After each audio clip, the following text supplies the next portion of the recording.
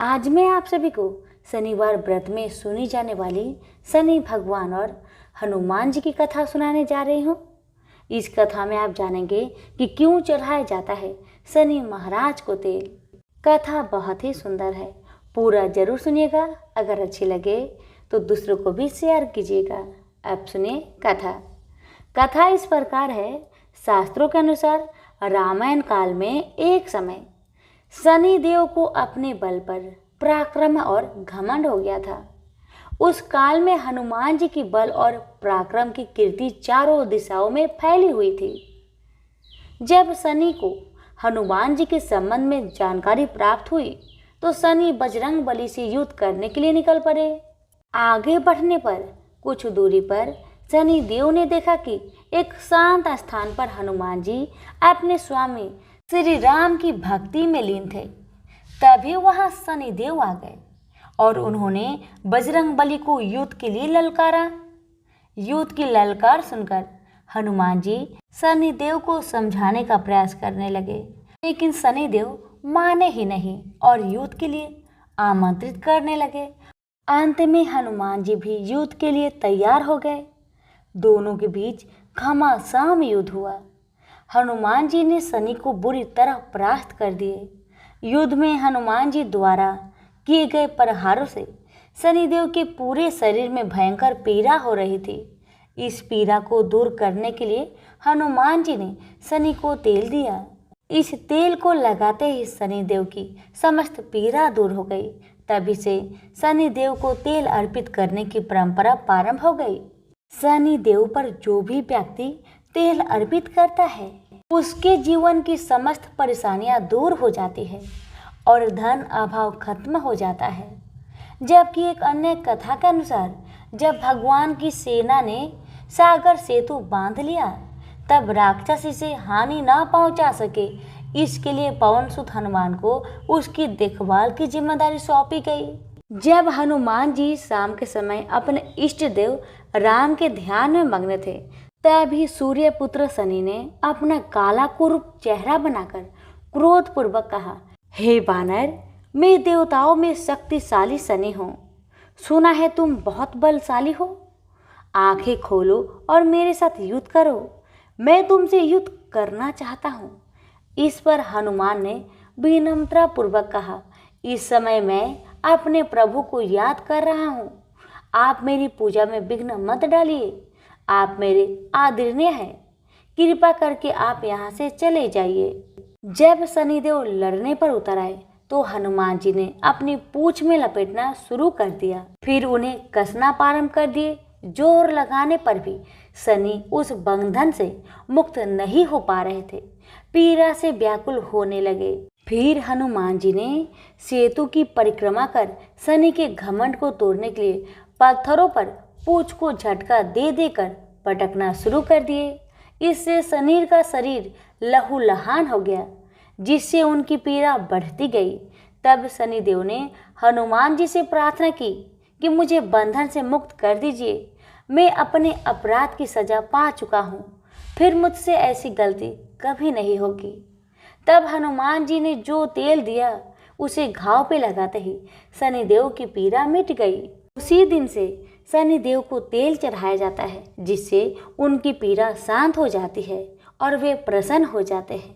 शनि को तेल अर्पित करते समय ध्यान रखें ये बात, शनिदेव की प्रतिमा को तेल चढ़ाने से पहले तेल में अपना चेहरा अवश्य देखें। ऐसा करने पर शनि के दोषों से मुक्ति मिलती है। धन संबंधी कार्य में आ रही रुकावटें दूर हो जाती है और सुख समृद्धि बनी रहती है। प्रेम से बोलिए शनि महाराज की जय। प्रेम से बोलिए शनि महाराज की जय। एक समय स्वर्ग लोक में सबसे बड़ा कौन, ये प्रश्नों को लेकर नव ग्रहों में वाद विवाद हो गया। विवाद इतना बढ़ा कि परस्पर भयंकर युद्ध की स्थिति बन गई। निर्णय के लिए सभी देवता देवराज इंद्र के पास पहुंचे और बोले, हे देवराज, आपको निर्णय करना होगा कि हम में से सबसे बड़ा कौन है। देवताओं का प्रश्न सुनकर देवराज इंद्र उलझन में पड़ गए। इंद्र बोले, मैं इस प्रश्न का उत्तर देने में असमर्थ हूँ। हम सभी पृथ्वी लोक में उज्जैनी नगरी में राजा विक्रमादित्य के पास चलते हैं। देवराज इंद्र सहित सभी ग्रह यानी कि सभी देवता उज्जैनी नगरी पहुँचे। महल में पहुंचकर जब देवताओं ने उनसे अपना प्रश्न पूछा तो राजा विक्रमादित्य भी कुछ देर के लिए परेशान हो उठे, क्योंकि सभी देवता अपनी अपनी शक्तियों के कारण महान थे। किसी को भी छोटा बताना या बड़ा कह देना उनके क्रोध के प्रकोप से भयंकर हानि पहुंच सकती थी। अचानक राजा विक्रमादित्य को एक उपाय सूझा और उन्होंने विभिन्न धातुओं जैसे स्वर्ण, रजत, कांसा, ताम्र, शीशा, रांगा, जस्ता, अब्रक व लोहे के 9 आसन बनवाए। धातुओं के गुण के अनुसार सभी आसनों को एक दूसरे के पीछे रखकर उन्होंने देवताओं को अपने अपने सिंहासन पर बैठने को कहा। देवताओं के बैठने के बाद राजा विक्रमादित्य ने कहा, आपका निर्णय तो स्वयं हो गया। जो सबसे पहले सिंहासन पर विराजमान है वही सबसे बड़ा है। राजा विक्रमादित्य के निर्णय को सुनकर शनि देवता ने सबसे पीछे आसन पर बैठने के कारण अपने को छोटा जानकर क्रोधित होकर कहने लगे, राजा विक्रमादित्य, तुमने मुझे सबसे पीछे बैठाकर मेरा अपमान किया है। तुम मेरी शक्तियों से परिचित नहीं हो, मैं तुम्हारा सर्वनाश कर दूंगा। शनि ने कहा, सूर्य एक राशि पर 1 महीने, चंद्रमा 2.25 दिन, मंगल 1.5 महीने, बुध और शुक्र 1 महीने, बृहस्पति 13 महीने रहते हैं। लेकिन मैं किसी राशि पर 7.5 वर्ष तक रहता हूँ। बड़े बड़े देवताओं को मैंने अपने प्रकोप से पीड़ित किया है। राम को 7.5 के कारण ही वन में जाकर रहना पड़ा और रावण को 7.5 के कारण ही युद्ध में मृत्यु का शिकार बनना पड़ा। राजा, अब तू भी मेरे प्रकोप से नहीं बच सकता। इसके बाद अन्य ग्रहों के देवता तो प्रसन्नता के साथ चले गए, परंतु शनि भगवान बड़े क्रोध के साथ वहां से विदा हुए। राजा विक्रमादित्य पहले की तरह ही न्याय करते रहे। उनके राज्य में सभी स्त्री पुरुष बहुत आनंद से जीवन यापन कर रहे थे। कुछ दिन ऐसे ही बीत गए। उधर शनि देवता अपने अपमान को भूल नहीं पाए थे।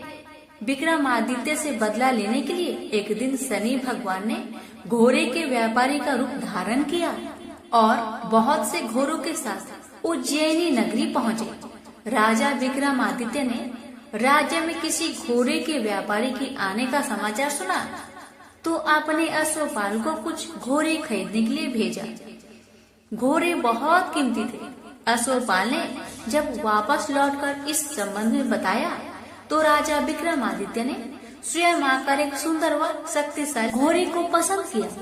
घोड़े की चाल देखने के लिए राजा उस घोड़े पर सवार हुए तो वह घोड़ा बिजली की गति से दौड़ पड़ा। तेजी से दौड़ता घोड़ा राजा को दूर एक जंगल में ले गया और फिर राजा को वहां गिराकर जंगल में कहीं गायब हो गया। राजा अपने नगर को लौटने के लिए जंगल में भटकने लगा, लेकिन उन्हें लौटने का कोई रास्ता नहीं मिला। राजा को भूख प्यास लग गई। बहुत घूमने पर उसे एक चरवाहा मिला। राजा ने उससे पानी मांगा। पानी पीकर राजा ने उस चरवाहे को अपनी अंगूठी दे दी।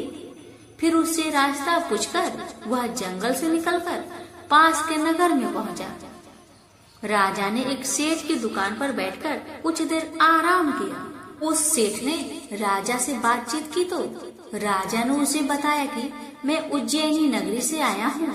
राजा के कुछ देर दुकान पर बैठने से सेठ जी की बहुत बिक्री हुई। सेठ ने राजा को बहुत भाग्यवान समझा और खुश होकर उसे अपने घर भोजन के लिए ले गया। सेठ के घर में सोने का एक हार खूंटी पर लटका हुआ था। राजा को उस कमरे में छोड़कर सेठ कुछ देर के लिए बाहर गया। तभी एक आश्चर्यजनक घटना घटी। राजा को देखते ही देखते सोने के उस हार को खूंटी ने निकल गई। सेठ ने कमरे में लौटकर हार को गायब देखा तो चोरी का संदेह राजा पर किया, क्योंकि उस कमरे में राजा ही अकेले बैठा था।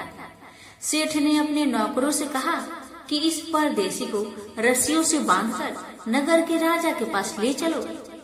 राजा ने विक्रमादित्य से हार के बारे में पूछा तो उन्होंने बताया कि मेरे आंखों के ही सामने खूंटी ने उस हार को निगल लिया था। विक्रमादित्य की बात को सुनकर राजा बहुत क्रोध से भर गए। उन्हें लगा विक्रमादित्य झूठ कह रहे हैं, इसलिए राजा ने क्रोधित होकर चोरी करने के अपराध में विक्रमादित्य के हाथ पांव काटने की आदेश दे दिया। राजा विक्रमादित्य के हाथ पांव काटकर उसे नगर के सड़क पर छोड़ दिया गया। कुछ दिन बाद एक तेली उसे उठाकर अपने घर ले गया और उसे अपने कोल्हू पर बैठा दिया। राजा आवाज देकर बैलों को हाँकता रहता। इस तरह तेली का बैल चलता रहा और राजा को भोजन मिलता रहा। शनि देव के प्रकोप के साधे साथी पूरी होने पर वर्षा ऋतु प्रारंभ हुई। राजा विक्रमादित्य एक रात मेघ मल्हार गा रहे थे कि तभी नगर के राजा की लड़की राजकुमारी मोहिनी रथ पर सवार उस तेली के घर के पास से गुजर रही थी। उसने मेघ मल्हार सुना तो उसे बहुत अच्छा लगा और दासी को भेजकर गाने वाले को बुला लाने को कहा। दासी ने लौटकर राजकुमारी को अपंग राजा के बारे में सब कुछ बता दिया। राजकुमारी उसके मेघ मल्हार से बहुत मोहित हुई थी, अतः उसने सब कुछ जानकर भी अपंग राजा से विवाह करने का निश्चय कर लिया। राजकुमारी ने अपने माता पिता से जब यह बात कही तो वे हैरान रह गए। रानी ने मोहिनी को समझाया, बेटी तेरे भाग्य में तो किसी राजा की रानी होना लिखा है, फिर तू उस अपंग से विवाह करके अपने पांव पर कुल्हाड़ी क्यों मार रही हो। राजकुमारी ने अपनी जिद्दी नहीं छोड़ी। अपनी जिद्दी पूरी करने के लिए उसने भोजन करना तक छोड़ दिया और प्राण त्याग देने का निश्चय कर लिया। आखिर राजा रानी को विवश होकर अपंग विक्रमादित्य से राजकुमारी का विवाह करना पड़ा। विवाह के बाद राजा विक्रमादित्य और राजकुमारी तेली के घर रहने लगे। उसी रात सपने में शनि भगवान ने राजा से कहा, राजा तुमने मेरा प्रकोप देख लिया, मैंने तुम्हें अपने अपमान का दंड दिया है। राजा ने शनि भगवान से हाथ जोड़कर क्षमा प्रार्थना की कि हे भगवान, आपने जितना दुख मुझे दिया अन्य किसी को ना देना। शनि भगवान ने कुछ सोचकर कहा, राजा मैं तुम्हारी प्रार्थना स्वीकार करता हूँ। जो कोई स्त्री पुरुष मेरा पूजा करेगा, शनिवार को व्रत करके मेरी व्रत कथा सुनेगा, उस पर मेरी अनुकंपा सदा बनी रहेगी। प्रातःकाल राजा विक्रमादित्य की नींद खुली तो उसने अपने हाथ पांव देखकर राजा को बहुत खुशी हुई। उसने मन ही मन शनि भगवान को प्रणाम किया। राजकुमारी भी राजा के हाथ पांव सही सलामत देखकर आश्चर्य में डूब गई। तब राजा विक्रमादित्य ने अपना परिचय देते हुए शनि भगवान की प्रकोप की सारी कहानी सुनाई। सेठ को जब इस बात का पता चला तो दौड़ता हुआ तेली के घर पहुंचा और राजा के चरणों में गिरकर क्षमा मांगने लगा। राजा ने उसे क्षमा कर दिया, क्योंकि यह सब तो शनि भगवान के प्रकोप से हुआ था। सेठ राजा को अपने घर ले गया और उसे भोजन कराया।